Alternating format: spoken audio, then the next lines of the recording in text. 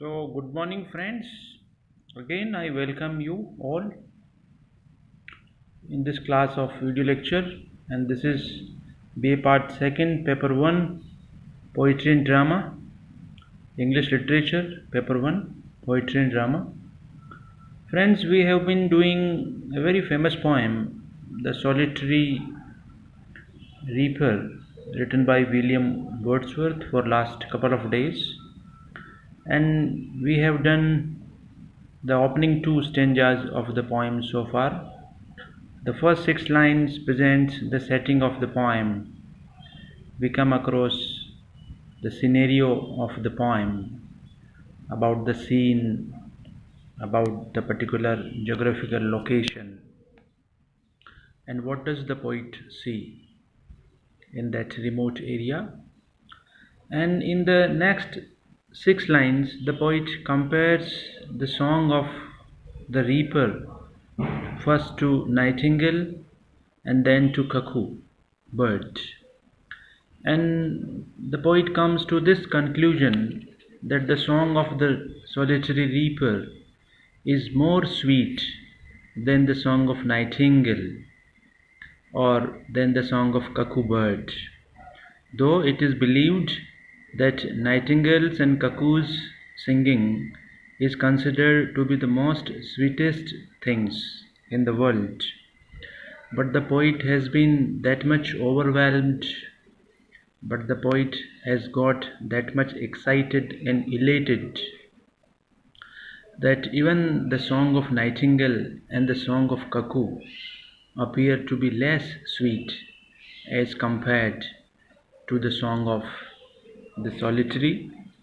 Now, in the next couple of lines, the poet had some query, had some, conjecture, and we come across guesses on the part of the poet.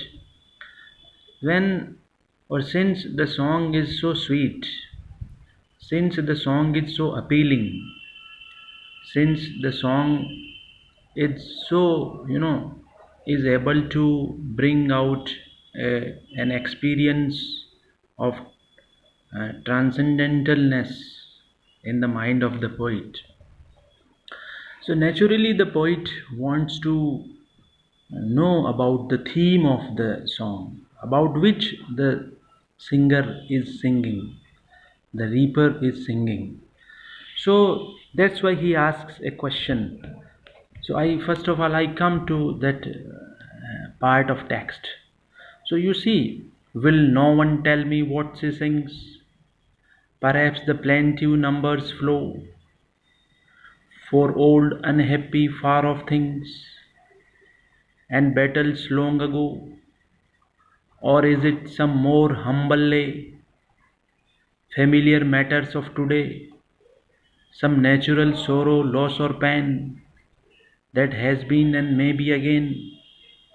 So, friends, before I come to give you a sort of explanation of these beautiful lines, I would like to give you the suggestion that memorize these 5 6 lines as quotable quotes, because you will you will have to quote these lines somewhere in examination, and not only it is necessary for examination purpose, but also it is necessary for some other purposes, like for the sake of comparisons, for the sake of contrasts. So this entire poem is to be retained in your mind. So friends, this is these lines, what I was going to say you, that these lines have been taken from Wordsworth's poem The Solitary Reaper. In this stanza, the poet questions as to what the Highland girl is singing about. Once he has got elated by the beauty and charm of the notes, then he wants to come to learn about the theme of the poem. So, what the Highland girl since she has been singing in her own native tongue. You see, this is a terrific point to be kept in our mind, that the poet is not able to understand. The poet is not able to understand that particular language. He has got excited only by the sweetness of the song.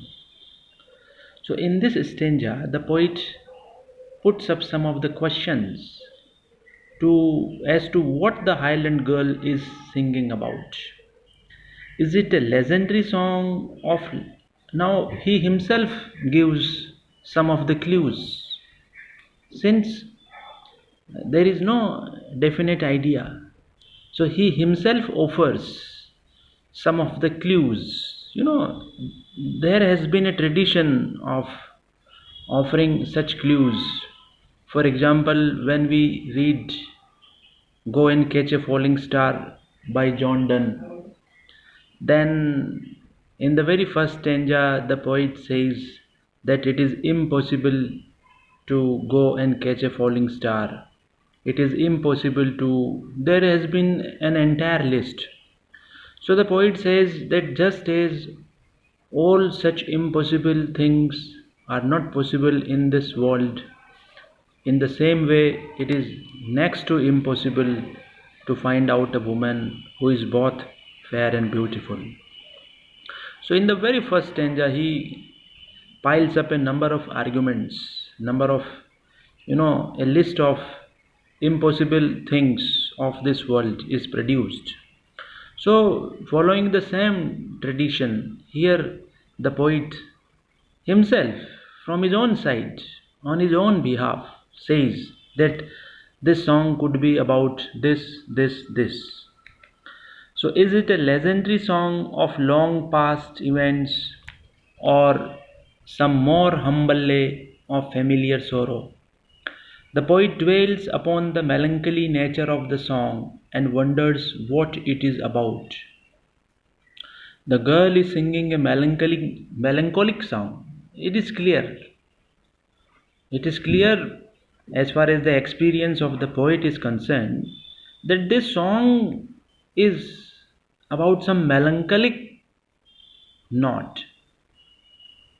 The song is not, uh, is not having a sort of fun, or having, it is not about some cheerful event. As far as it's not is, the poet understands it's not. So he says that he is singing a melancholic song. The poet imagines that she is singing about some historical event, maybe the girl singing about some historical event, about some past, about some battles, wars, some heroes, huh? Maybe about some nymphs, whatever it is, deadly battles.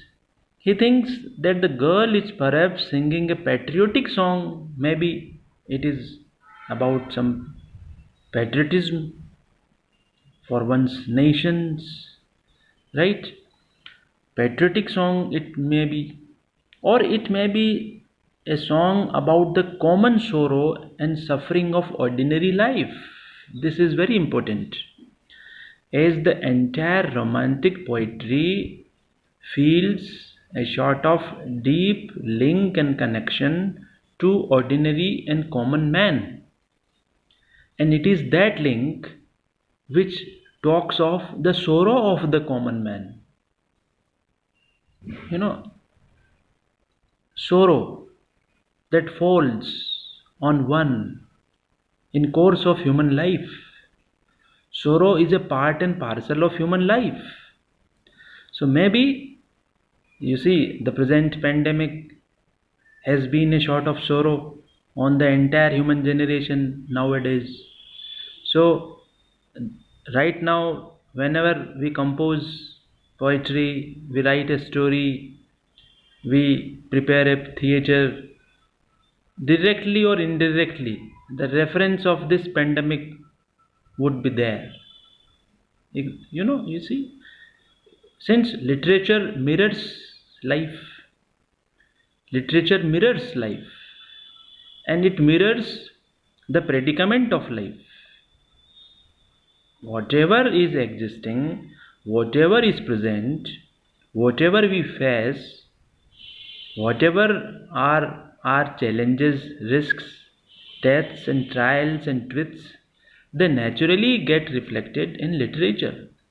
So the poet thinks, that the girl is perhaps singing a patriotic song, or it may be a song about the common sorrow and suffering of ordinary life. She may be singing of sorrow that falls on one in the course of human life. So, friends, we have to stay here because after this particular time, recording is not possible. So, thank you, friends. So, tomorrow in the next video class, I think we shall be able to complete this poem.